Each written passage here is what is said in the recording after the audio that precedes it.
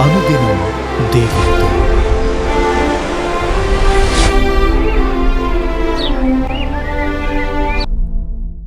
Praise the lord. అనుదినం దేవునితోనే కార్యక్రమాన్ని చూస్తున్న మీ అందరికీ మన ప్రభు అయిన రక్షకుడైన యేసుక్రీస్తు ఘనమైన నామములో వందనాలు. ఈ ఉదయకాలం దేవుని వాక్యం చూసుకుందాం. యెహెజ్కేలు గ్రంథం 14వ అధ్యాయం 3వ వచనం. నరపుత్రుడా, ఈ మనుషులు తమ హృదయములలో విగ్రహములనే నిలుపుకొని దోషము పుట్టించు అభ్యంతరమును తమ ఎదుటనే పెట్టుకుని ఉన్నారు. ఇక్కడ దేవుడు విగ్రహారాధనను ఖండిస్తున్నాడు. విగ్రహము అంటే అది చెక్కతోనో రాతితోనో చేసిన బొమ్మ మాత్రమే కాదు. దేవుని కంటే మనము అధిక ప్రాధాన్యత దేనికైతే ఇస్తామో ఆ ప్రతిదీ విగ్రహమే. అది వస్తువు కావచ్చు, మనిషి కావచ్చు, ఇంకేదైనా కావచ్చు.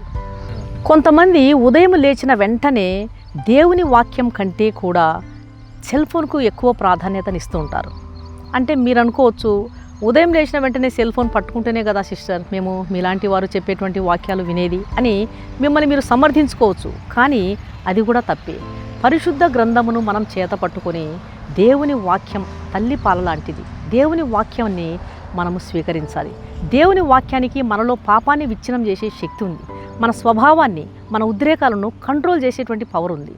ఇప్పుడు వినేటువంటి వాక్యాలన్నీ కూడా ఆ తర్వాతనే, దేవుని వాక్యాన్ని మనము చదివిన తర్వాతనే మన ఆత్మీయ ఎదుగుదలకు సహాయపడేటువంటి ఈ వర్తమానాలను మీరు వినాలి. అంతేకాని అసలైనటువంటి దేవుని వాక్యాన్ని, దేవుని వర్తమానాన్ని, దేవుడిచ్చేటువంటి ఆలోచనలు మనం పక్కన పెట్టి దేనికి మనం ప్రాధాన్యతనిచ్చినా కూడా అది కూడా ఒక రకంగా విగ్రహమే.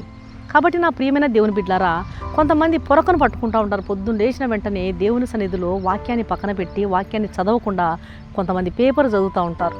లోక వార్తలను తెలుసుకోవాలని కుతూహలంతో కొంతమంది నింపబడి ఉంటారు.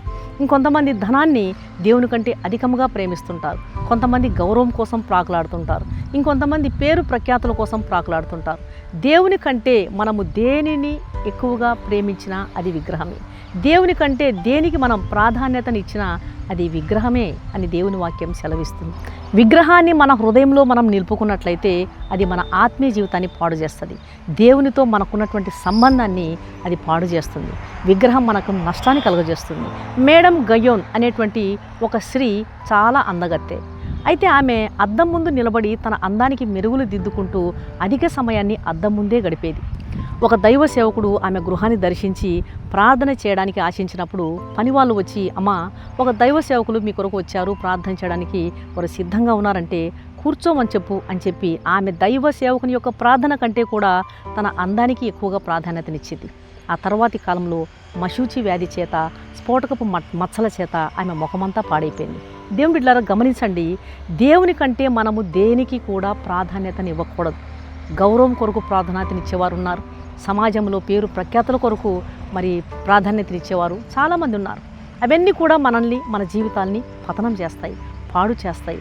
ఈ విగ్రహాలను మీరు మీ హృదయంలో నిలుపుకొని దోషము పుట్టించు అభ్యంతరమును మీ ఎదుటనే పెట్టుకుని ఉన్నారు అని దేవుడు ఈరోజు మనతో మాట్లాడుతున్నాడు. ఇలాంటి దోషములన్నీ కూడా మనము మన హృదయంలోనే నిలుపుకొని దేవుని సన్నిధిలో మళ్ళీ విజ్ఞాపన ప్రార్థన చేస్తూ ఉంటాం. ఏం దేవుడు తండ్రి, ఎందుకు నాయన నాకు జవాబు ఇవ్వటం లేదు? ఎందుకు తండ్రి నన్ను కనికరించడం లేదు? ఎందుకు ప్రవ్వా నా బిడ్డలకు వివాహం కావటం లేదు?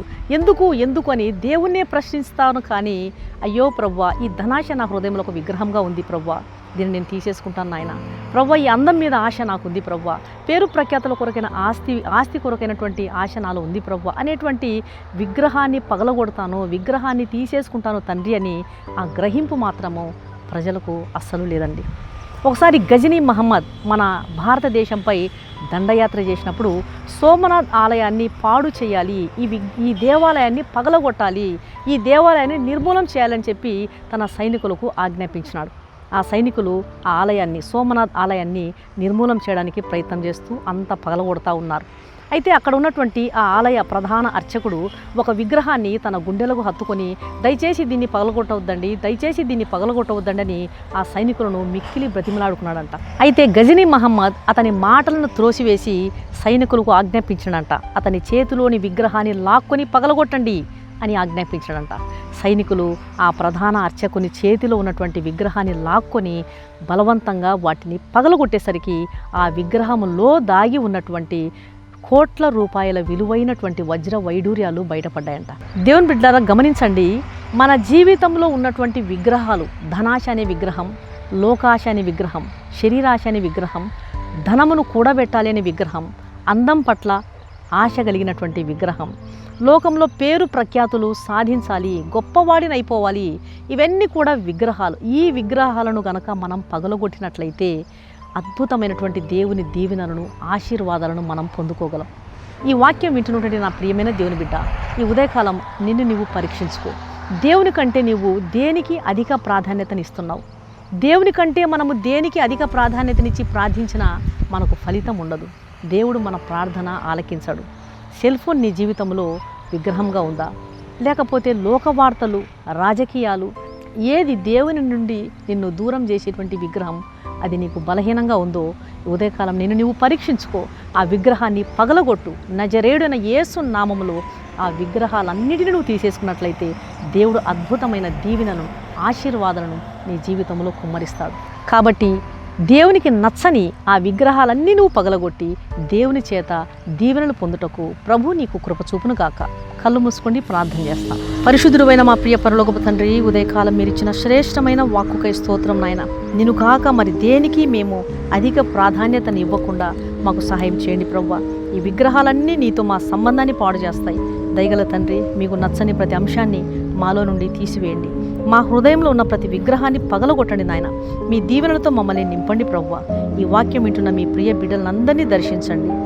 ఆ ఆలయ అర్చకుడు విగ్రహంలో ఉన్న ధనాన్ని విలువగా ఎంచి విగ్రహాన్ని పగలగొట్టొద్దని వేడుకుంటున్నాడు. అతన్ని ఆశించినటువంటి ధనాన్ని పోగొట్టుకున్నాడు. మేము నిన్ను విలువగా ఎంచాము నాయన. మాలో విగ్రహాలు పగలగొడితే మేము మీ స్వాస్థ్యమే గొప్ప దీవెనలు పొందుతాం. అట్టి కృప మాకందరికీ దయచేయండి. మాలోని విగ్రహాలని మీరు పగలగొట్టండి. దయతో నా ప్రార్థన ఆలకించమని యేసు నామం అడిగి వేడుకుంటున్నాను తండ్రి, ఆమేన్. ఈ వాక్యం విన్న ప్రియమైన దేవుని బిడ్డలారా, దయచేసి దేవుని వాక్యం అనేకులు విని మేలు పొందే విధంగా దేవుని వాక్యాన్ని షేర్ చేయండి.